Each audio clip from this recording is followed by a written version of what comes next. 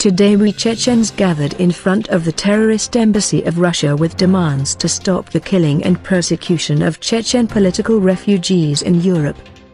Opponents of the Russian regime and supporters of the independence of the Chechen Republic area, especially those who express themselves openly, are in constant danger both in the EU and in any other country. Putin terrorist! Putin terrorist! Putin terrorist! Putin terrorist! Number one, stop helping Putin to kill Chechens.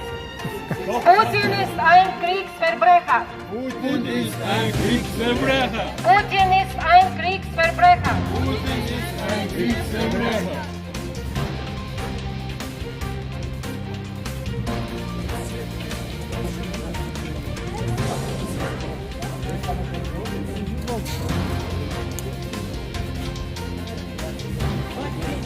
Chechen outspoken blogger Imran Aliyev, who had criticized Putin regime and regime in Chechnya, was found brutally murdered in France.